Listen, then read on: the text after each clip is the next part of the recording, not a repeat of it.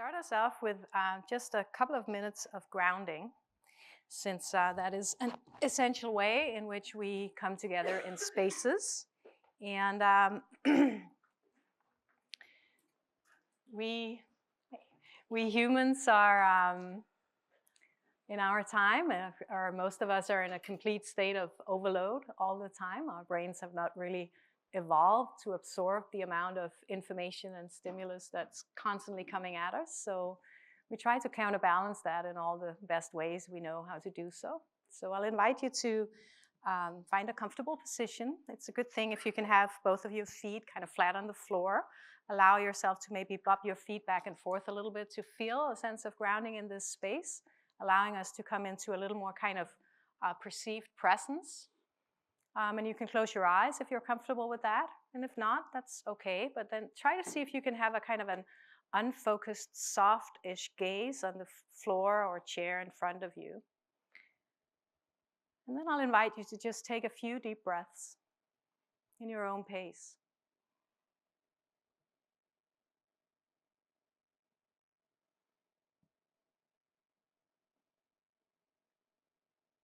And as we're breathing, I'll invite you to see if you can bring your attention to the breath cycle.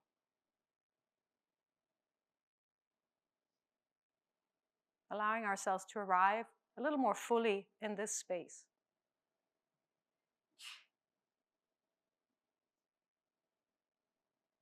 And as soon as you get distracted by thoughts or sounds, or if it feels awkward or all of it, it's okay.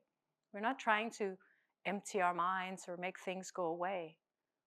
We're just cultivating our capacity to pay attention to whatever is moving right at this moment. And every time we get distracted, we can help ourselves coming back into a little deeper sense of this moment and this moment and this one. Just noticing what's moving inside of me today.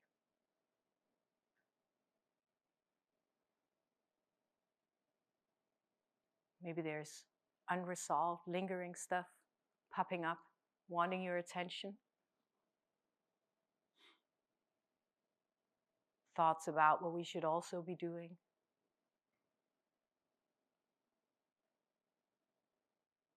Maybe some nervousness about being here. Maybe excitement, joy, sense of connection and purpose. Whatever is arriving or present for you, just notice it. Acknowledge it. And leave it be as it is. Allowing ourselves to lean into this moment. Weave our awareness into the breath.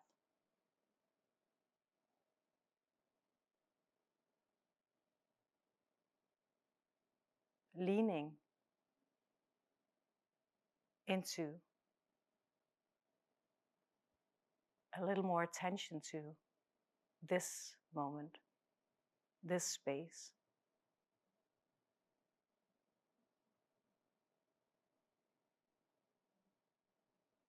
And how it feels to be here.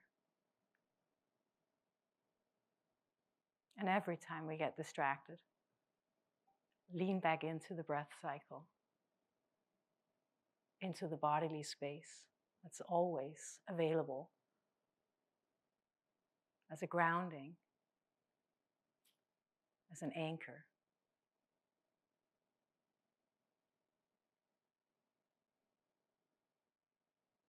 To paying attention to what's actually going on right now. Not what happened before I came, or yesterday, or a week ago, and not what's going to happen when I leave. But right now, the beauty of everything that's unfolding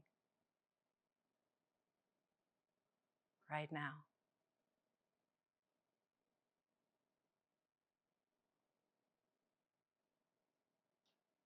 Being held in awareness.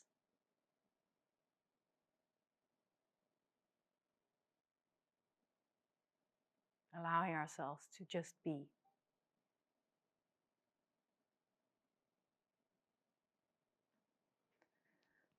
Take another deep breath. Letting go of this. And maybe just bob our feet a little bit on the floor again to notice that this is the space we're in. We've arrived here. See if we can allow ourselves to be here just a little more fully with our awareness and our hearts and our intentions. Welcome. Okay. So I volunteered to do the grounding because I was a little nervous about also doing the opening. And I think it should work, Lana. It worked just before. And then I thought, well, you know, it has been a core practice for me for decades, many decades, to help myself becoming a little more grounded and present in the current moment and the current reality. And it's an essential part of the work we do. So I hoped it would have the benefits of aha.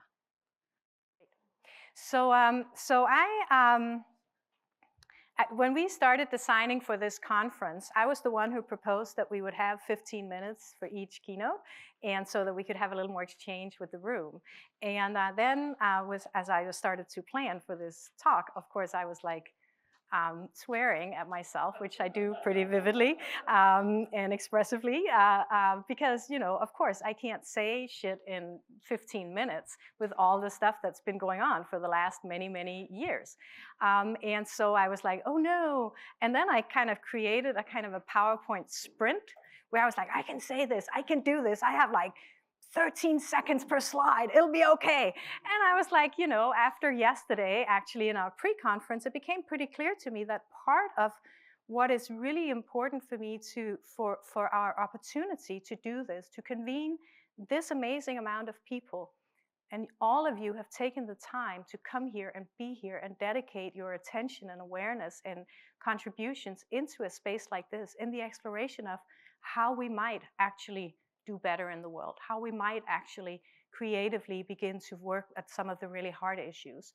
And then it became very clear to me that, yes, I would really like to share this journey. I would like to share the methodology that we've developed. I would like to share how we've been prototyping it over the years.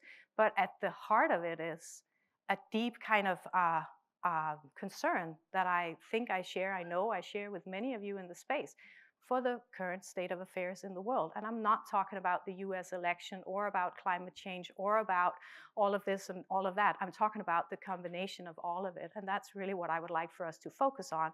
Because if we are to come together, not just to explore what an actual science of systems change and scientific approach to systems change can look like, then we also have to really deal with, of course, these great issues. And it will need the birthing of a new paradigm. So that's what I would like to explore within these next couple of minutes. I should probably put my phone right here with the timer on it in front of me, because I can get a little sidetracked. I'm, as you know, deeply motivated by this work. So this is me, and these are my fancy titles. And I just want to say one thing. There's a lot of you in here in the room. I like my fancy titles, obviously, but there's a lot of you in here in the room who have committed your life and your service and the way in which you work and operate and do things to doing this work that we've collectively cultivated. And without you, not only would I have no fancy titles, but I would also not be able to work towards the purpose of what it feels like being in this life. So my gratitude goes out to you, and we're really holding all of this together. This is my particular role, and you all have as distinct and unique and fantastic roles in all of this work, because this has to be a collective effort.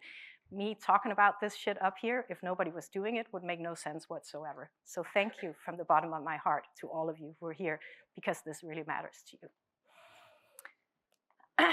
I love Carl Sagan. He was a great hero of mine. I'm a scientist, I'm a biologist. I studied philosophy of nature. I had an amazing mentor who was a biosemioticien, and I've been trained in a really kind of hardcore scientific way, but in the old style way that Carl Sagan was also part of. And I have a lot of affinity for this. Carl Sagan wrote the incredible book, The Demon-Haunted World, Science as a Candle in the Dark, 30 years ago in 1995.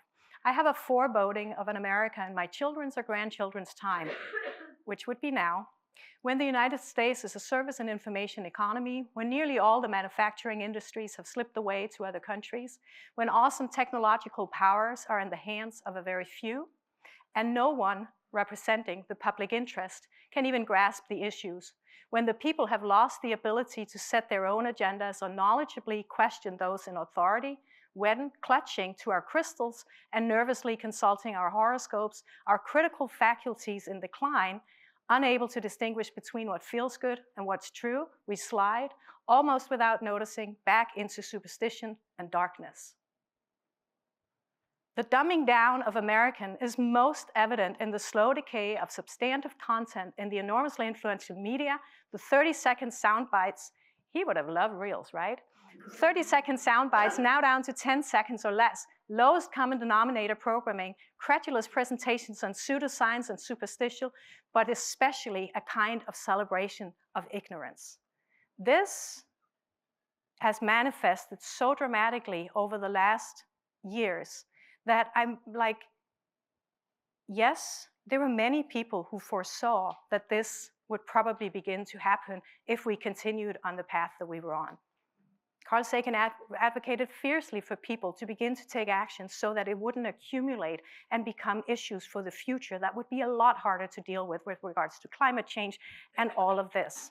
And we're sitting in that future now, passing it onward to future generations as well. My plea to all of us is, let's please try to redirect. And I have some ideas about how to do that. The science as candle in the dark is, you know, probably my talk could be called Organizing for Living Systems Change, which it is, or had a subtitle of Why Science is Not Enough, because I think we've seen that although we know everything we need to know about how to do things differently, we seem incapable of doing so, collectively taking action. And so one of the things that will not be unfamiliar to most of you in the space is, you know, a fundamental principle of working with systems and system science is that structure shapes behavior. I'm a biologist. It's very true for our own embodied structures. Knees do things. They can bend in all kinds of ways in this direction, but not the other direction, because I wouldn't be able to walk if my knees could bend and wobble around. So, for example, that's a great structure that creates limitations and boundary conditions that allows for particular types of functionalities. Structure shapes behavior, which means, and this I've said over and over again over the years, that the system of education was designed to produce exactly the outcomes that it's producing today. It's not a broken system. It's a system that's designed to produce the outcomes it's producing today. The only way we can change education is by redesigning the structure. We cannot just patch new things onto it and think that things will change. And so we do so. And in our understanding of what this underlying structure, the deep structure is, it's the way in which things manifest in the world through artifacts, and it's the way in which we hold them as internal images. And often, though our mental models become shackles, we think that this is the only way things can happen. This is how the world is. That's just as it is. There's nothing we can do about that. That's what we really need to work on, because changing the artifacts, creating new policy, new reforms, new curriculum, new buildings, new infrastructure, all of that, we've tried that over and over and over again, and it actually does not produce changes over time. What needs to happen is for people to explore inwardly who they are, why they do, what they bring into the spaces, and begin to explore different ways of operating. I just briefly want to touch on this kind of sense of ecosystem of education. This would be a kind of a classical systems mapping of the ecosystem of education. The green areas are all the various layers in the ecosystem in California that we've had the amazing, incredible opportunity to work in. We really actually have an opportunity to have the majority of the system in the room. Now, this is a kind of a classical and therefore a little mechanistic understanding of what systems is. What we're lacking is that they're intergenerational. That means that we hold ideas and beliefs about what education is over time. I had that, my parents had that, it's not supposed to be fun, homework is a good thing, and so on and so forth. And it's emotionally nested. We have different emotional stances towards each and every individual that exists throughout the system. And there are layers of meaning that we attribute to every interaction we're in. This is why we need a science of living systems, because this is what makes them alive, and this is what we don't know how to study. So trying to apply a mechanistic and rigid mindset on top of something that is so vividly alive that in a classroom, one teacher, 30 kids, different emotions with each of these kids, different interpretations and layers of meaning in all the interactions, different emotions between each of the kids in the room individually, and how their parents are interacting and what they're coming in with today and how their kind of mindset is and what religious or cultural norms they brought into the space. All of that is part of the package. We have to study this contextually, and we have to develop new methodologies to be able to actually capture this, because otherwise we're not going to get anywhere. The real thing, the real idea, the real reason why I'm in education, and I cannot underscore this enough. I work in education because I cannot bear the state of the world. I cannot hold the reality that our kids' mental health and well-being is declining so dramatically as it is. And I know that there are kids who are thriving. I think many of them have developed coping strategies and desensitized to the state of the world in order to thrive. Many of them have great little pockets of sanity where they live and grow, but we still confront them with a future where there is very, very little hope of growth and flourishing. Now, we've worked in education, and I'll say we've prototyped this compassionate systems framework in education for the last decade. And I say prototype because it's become increasingly clear to me, particularly after COVID, that working in education is not going to do the job. Educators are consistently tasked with things that they were never trained to deal with, that was never part of the agreement. The structure in place is archaic at best. I have a lot of swear words that I would like to say about it as well. And then there is amazing, dedicated, caring, loving humans that operate within these structures to try to push so much as they can to create these little pockets of sanities where kids can still grow and thrive. But that means that there's a huge burnout rate, that there's a huge kind of sense of disconnect and numbing down, or a lot of cynicism that grows over time. When we look at this map here, it also means that because the structure is opaque to most people, we just don't know a lot about systems thinking. There's a lot of emotionality across, and much of it is toxic, so that trickles down into the fields that we all operate in. Declining mental health and well-being, our children are suffering. For me, that is the most alarming kind of signal from the future that we're heading towards. The kids' declining mental health and well-being is a resonance from the field of the future. They cannot live into the reality that we've created for them. We're the only species on this planet where our little ones are taking their own lives. The global suicide rate for teens increased by 67% globally, and that's just the data that we have over the last decade before up until COVID. 100% in the United States, if you include suicide ideation. And this was before COVID. Everything that came out of COVID with all that wobbly trauma that was increasing to that, we haven't even seen the data of all that yet. So kids report they are really, really concerned about the climate crisis. A study came out 2 years ago in Nature. They'd interviewed 10,000 kids from 10 different countries, a great demographic variation and so on, about what is it that's causing all this anxiety and stress and depression. The number one reason that they talk about is climate change and unsafe futures. When we have all of this, the climate change is kind of really being a key factor. And of course, it increases the floods and the droughts and the fires. We've all just experienced that recently. It increases the extinction rates and loss of habitats. It increases the collapsing ecosystem, and it perpetuates this sense of an unsafe future. And then that increases hunger and poverty. It increases migration rates, which over the next decade or so is going to go rampant. We have not developed strategies to deal with what we're confronted with right now. And it increases, of course, trauma and PTSD, which we know will be intergenerationally passed down through the generations that they now also have to deal with the consequences of that over time.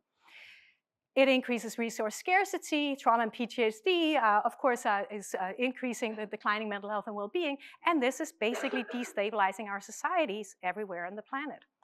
That is probably why we're seeing the consequences of that, going back to what was, and this is the only right thing, and ignoring everything that's going on. It increases inequity and social injustice, it increases polarization, it increases alarmment, it increases the likelihood for armed conflict. This is the reality of the world we're living in right now. It decreases resilience. It increases the sense of dissociation, numbness, and overwhelm, and that increases the declining mental health and well-being. So basically, this is a map of the global polycrisis. This is why we need systems thinking. This is not about climate change over here and equity over here and migration rates over here and poverty over here. This is a polycrisis. This means that all of this is interconnected. And at the heart of it, our children are telling us we cannot live into this future. And we're giving them pills and treating them as if they're individually, something is wrong with you since you're feeling that way. That is a disservice to humanity. Now, of course, it increases in-grouping and so on and so forth as well. In-group disconnect, it minimizes the ability to take collective action, which I think we're all really suffering from. And then it minimizes the sense of hope and belonging, which again, the lack of collective action, of course, contributes to climate change everywhere. So more Carl Sagan from the same book, he said, one of the saddest lessons of history is this. If we've been bamboozled long enough, we tend to reject any evidence of the bamboozle. I love this word. It's one of those words where just the pronunciation of the word actually tells you what it means, bamboozled. We're no longer interested in finding out the truth. The bamboozle has captured us. It's simply too painful to acknowledge, even to ourselves, that we've been taken. Once you give a charlatan power over you, you almost never get it back. Just saying. And I thought for a while to place that charlatan figure in a person, which invites itself pretty readily in our time, not just one person, but they're all events at the top of the iceberg.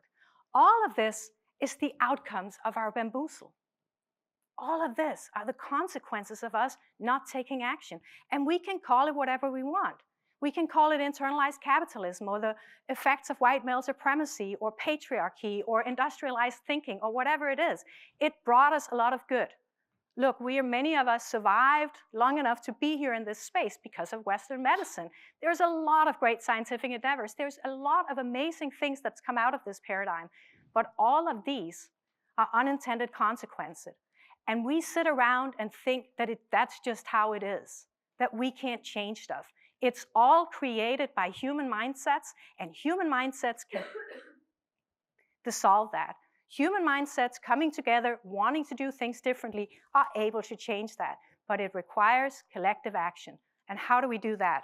Well, for us, it's pretty clear that the destabilizing society seems to be a key leverage point. Is there something we can do to actually work together in smaller collectives of trying to figure out how to do things differently? And that's why I want education to sit at the heart of society. I want our children at the heart of society. We have long enough kind of delegated all that stuff with the kids. You fix that.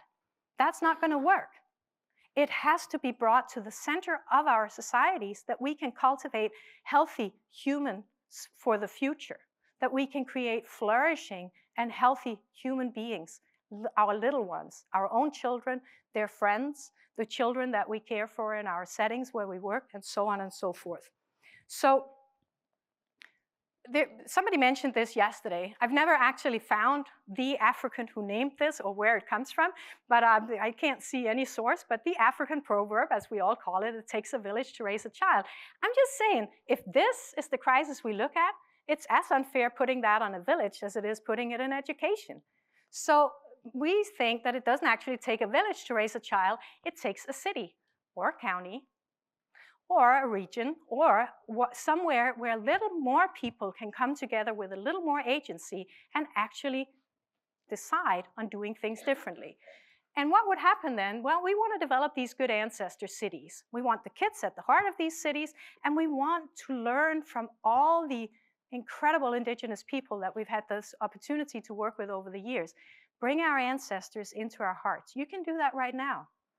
To me, it's always my maternal grandmother who comes. She was wild and unruly and showed me that that was okay. And before her, who came?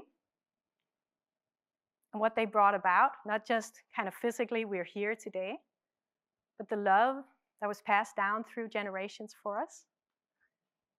And the way in which we can radiate that love, not just to our own children and our nieces and nephews, but to their children and to those who are yet to come. That's the power of compassion. That's why we need compassionate systems change.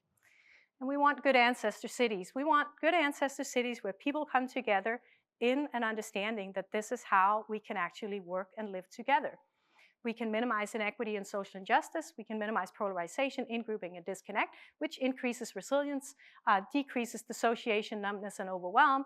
It helps us take more collective action. We can work on climate change issues locally. We can work on all the extinction rates and so on and so forth locally, which is the only way, in fact, we can do anything, which increases our sense of hope and belonging and decreases some of these things locally. Some of all these dramatic events that we're constantly witnessing can be minimized locally if we take collective action. That minimizes the collapsing ecosystems, which minimizes the resource scarcity, minimizes hunger and poverty, minimizes migration. People want to stay in places like this. Minimizes trauma and PTSD, increases that we can really cultivate the stance of good ancestor cities. And basically, it minimizes the sense of an unsafe future, so it decreases the suffering of our kids. This is possible for us to do. We just have to make the decision.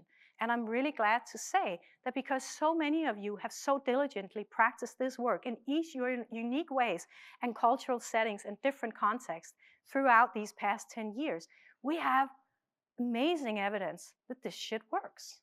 It actually works. It might not work for everyone, but it works across cultures. It works across different hierarchies. It works across religions. It works across different, contextual settings. It works for young kids, and it works for ministry-level leadership, and it works for conservative Muslims and conservative Jews, and it works for, so many different people because there is aspects of what it means to be a human being. This is an eclectic framework. This doesn't mean that this is the only way we can do this. A lot of stuff has to come together in order for us to do this. But at least maybe we can take action together and actually begin to look at what needs to change in order for us to set a different course for our future. And I'll just leave you with another great hero of mine. My mission in life is not to merely survive, but to thrive, and to do so with some passion, some compassion, some humor, and some style. I feel that very strongly, and I think we can, and I think we can collectively, and I think it actually doesn't take as much as we think. It doesn't need to be as overwhelming as we think, and many of you are in places where there's already all these seeds that have been planted that this could be possible, like Humboldt County. So I'm just saying that there is an invitation for us to really try to model this so that we can show that it is possible for us, all of those of us who would like a different future that grows human flourishing and planetary flourishing and a sense of meaning and purpose, and we protect our kids and we love each other. Also, when we do shitty things, there is a sense of that we can actually cultivate compassion, which to me is the highest leverage for change that is imaginable. If we really come together and make a decision about that, it is actually possible for us. So that's the invitation from here. Here are some upcoming opportunities for our various trainings for those of you who are inevitably intrigued by now. Here's a link to our white paper. Yay, the methodology has finally kind of come together in a way where you can now actually read about it. All the stuff I didn't get to say, I'll just leave that up there for a minute, shall I? I think we will have some copies in the room at some point today. We're very proud of this. All right, and oh, we're totally not done. They'll also be shared in the... Yeah, there'll be other opportunities. So with this, I thank you very much for your attention.